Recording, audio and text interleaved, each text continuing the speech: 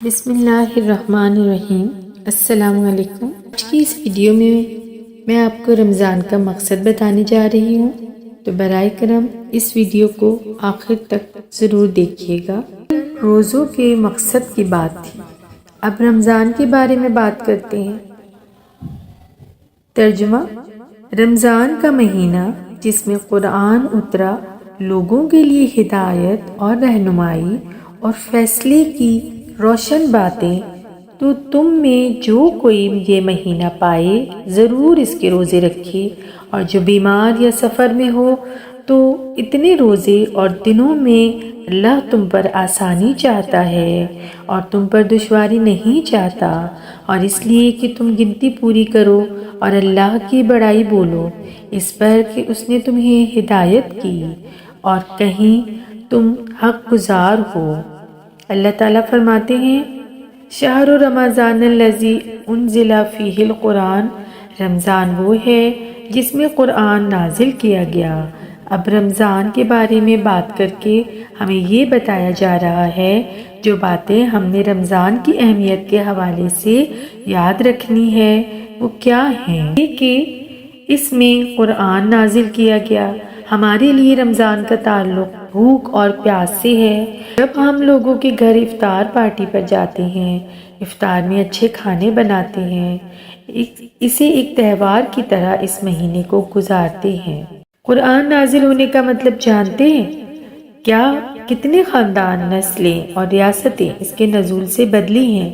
ہمیں رمضان کے ہر دن خود کو یہ یاد دلانا ہے کہ یہ وہ مہینہ ہے جس میں قرآن نازل ہوا۔ پوری انسانیت کے اس دور میں رمضان وہ مہینہ تھا جس نے انسانیت کی کایا ہی پلٹ کر رکھ دی۔ سبحان اللہ! اگر اللہ ایک مہینے میں انسان کو اتنا بدل سکتا ہے تو پوری زندگی میں کتنی تبدیلی آ سکتی ہے۔ باقی تمام مذاہب کے لوگ اس وقت بھی اسلام میں آئے اور ساری زندگی میں آتے رہیں گے، صرف اس مہینے کی وجہ سے۔ ہمارے پاس قرآن ہے صرف اس مہینے کی وجہ سے۔ اب قرآن کے بارے میں 3 باتیں کے لیے ہدایت، رہنمائی کے واضح ثبوت، علیحدہ کرنے والا، قوی علیحدگی، صحیح اور غلط۔ رسول اللہ صلی اللہ علیہ وآلہ وسلم مدینے میں ہیں اور قرآن نازل ہو چکا ہے اور یہ آیتیں آتی ہیں۔ صحابہ پہلے ہی قرآن سے واقف ہیں۔ کیا وہ جانتے ہیں کہ یہ انسانیت کے لیے رہنمائی ہے؟ بالکل وہ جانتے ہیں، اور اس میں کوئی نئی بات نہیں ہے۔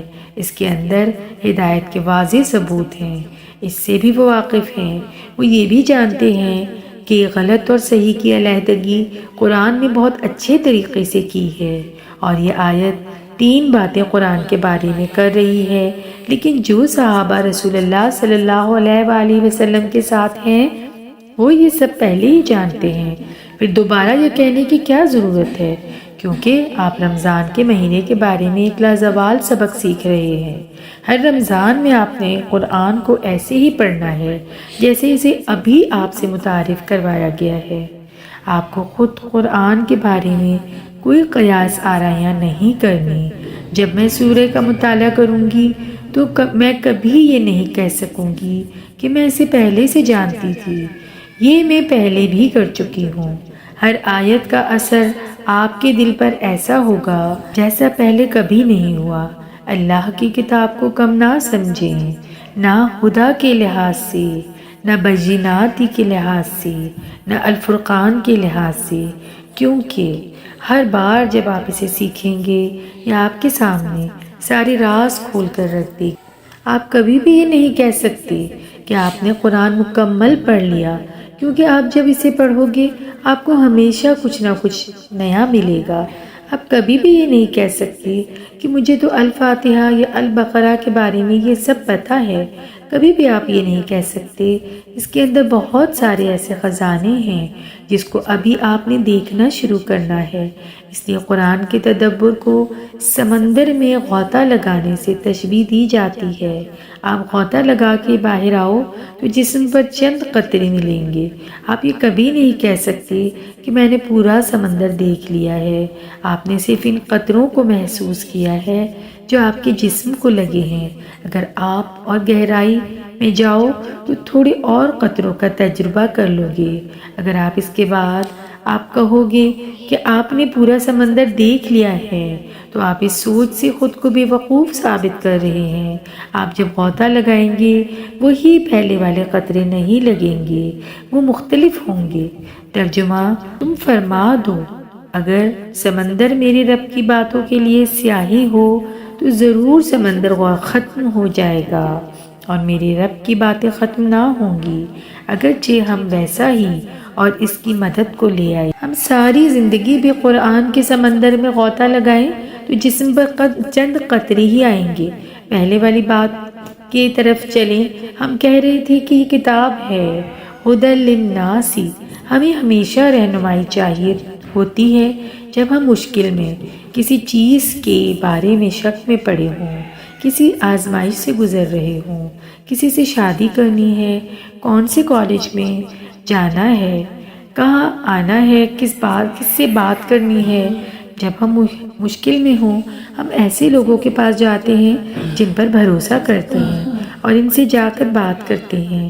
یا تو آپ کو کسی ماہر کی ضرورت ہوتی ہے جیسے قانونی، مالی یا طبی نصیحت، یا پھر آپ کسی ایسے کے پاس جاتے ہو جس سے آپ بات کر کے آپ کو تسلی مل جائے، دل ہلکا ہو جائے۔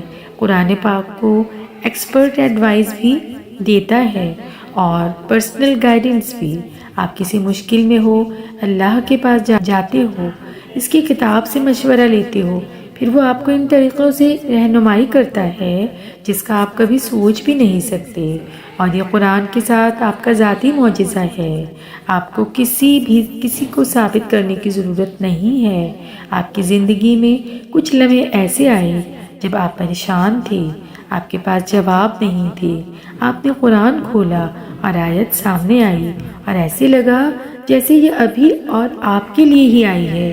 آپ کسی کو وہ دکھا نہیں سکتے جو آپ نے دیکھا۔ یہ ہے ہدی للناس۔ آپ کا اللہ سے تعلق۔ رمضان وہ مہینہ ہے جس میں آپ باقی مہینوں کی نسبت عبادات زیادہ کرتے ہو۔ یہ ہمارا کلچر ہے۔ ہم زیادہ مسجد میں وقت گزارتے ہیں، قرآن زیادہ پڑھتے ہیں، دعا زیادہ کرتے ہیں، ذکر زیادہ کرتے ہیں۔ اس مہینے میں ہم زیادہ ہو جاتے ہیں اور اس مہینے کے بارے میں اللہ فرما رہے ہیں یہ ہدایت کے لیے ہے، کسی کے لیے۔ جب ہم بات کرتے ہیں کہ یہ ابراہیم علیہ السلام کا مذہب ہے اور جب ابراہیم علیہ السلام نے کعبہ تعمیر کیا تو انہوں نے کعبہ کو کہا مشابہۃ للناس، اور اس امید کے ساتھ پس تو لوگوں کے دلوں کو ایسا کر دو کہ وہ شوق و محبت کے ساتھ ان کی طرف مائل رہیں۔ لوگ ایک دن اس گھر کی طرف رخ کریں گے۔ یہ امت جو رسول صلی اللہ علیہ وآلہ وسلم کی میراث ہے اور اس مشن کی تکمیل جس کا آغاز حضرت ابراہیم علیہ السلام سے ہوا تھا۔ ہم کسی اور سے زیادہ پوری انسانیت کے ساتھ فکر مند ہیں۔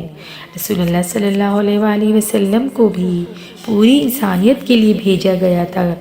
کیونکہ اللہ نے یہ الفاظ ان کو دیے اور ان کو یہ الفاظ دیے رمضان میں، لہٰذا ہمیں رمضان رسول اللہ صلی اللہ علیہ وسلم کی مشن کو زندہ کرنا ہے، ان الفاظ کو ساری انسانیت تک پہنچانا ہے۔ اللہ نے ہمیں کس قدر مواقع فراہم کیے ہیں جب شیاطین کو قید کر دیا جاتا ہے۔ شیاطین اب آپ کو وسوسے دینے کے لیے نہیں ہے کہ آپ اللہ کے یہ الفاظ آسانی سے لوگوں تک پہنچا سکیں۔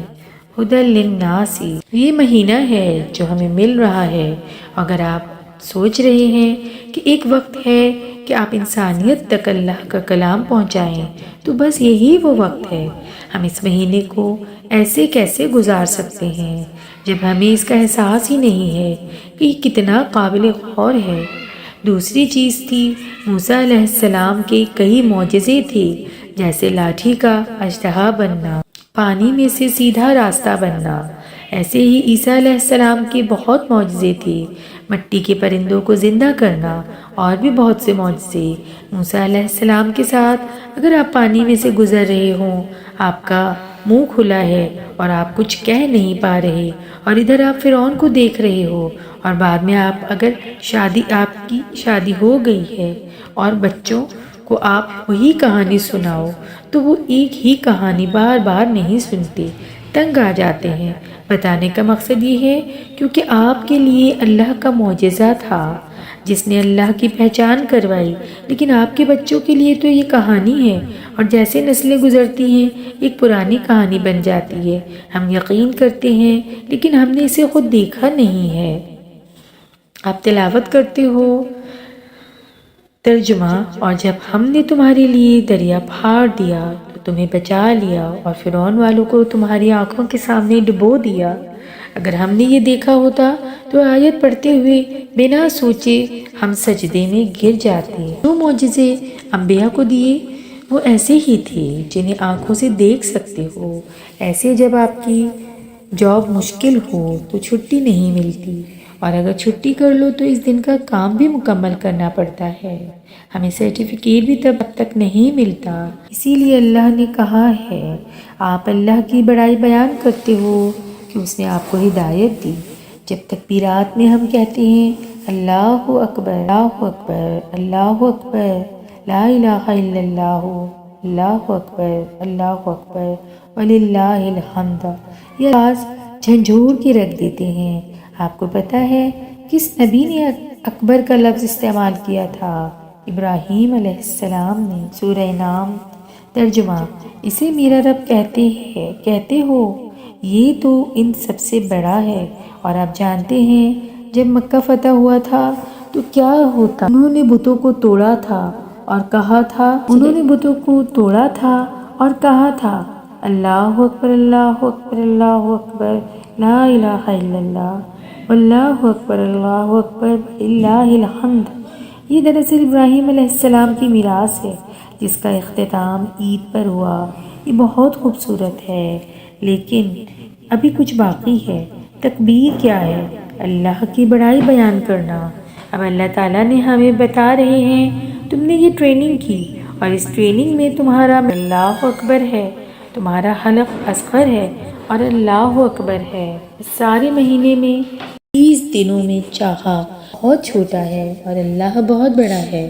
اب آپ نے یہ گنتی مکمل کر لی اور اب آپ نے اعلان کیا اللہ سب سے بڑا ہے۔ رمضان کا مقصد مومن کو اللہ کی کتاب سے ایسے جوڑنا ہے جیسے وہ ابھی شروع کر رہا ہے، اور یہ اس لیے ضروری ہے کیونکہ مومن کو تمام انسانیت کو اس کتاب سے جوڑنا ہے۔ پہلی نسل نے اس کا آغاز کیسے کیا تھا کہ نفلی نماز متعارف کروائی تھی جیسے تراویح، اور جب صحابہ کے ہاں یہ کروائی جاتی تھی تو اللہ کا پیغام سن کے ان کا ایمان مزید تازہ ہو جاتا تھا۔ اور ہمارے ہاں کیا ایسا ہوتا ہے؟ ہمیں تو یہی پتہ لگ رہا ہوتا کہ تراویح کی کون سی رکعت پڑھی جا رہی ہے۔ یہ مہینہ ہمیں صحیح معنوں میں ہدایت سے جوڑتا ہے، قرآن کا قدردان بناتا ہے اور ہمارے لیے صحیح اور غلط کے فرق کو آسان بناتا ہے۔ ہمیں اس رمضان اس قرآن کو ایک مومن کی طرح خود بھی سمجھنا ہے اور اسے تمام انسانیت تک بھی پہنچانا ہے۔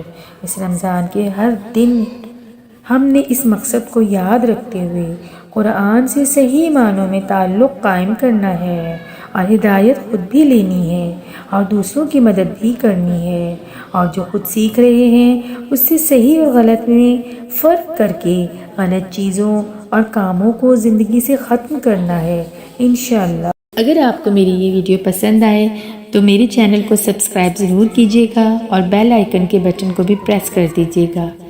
جزاک اللہ۔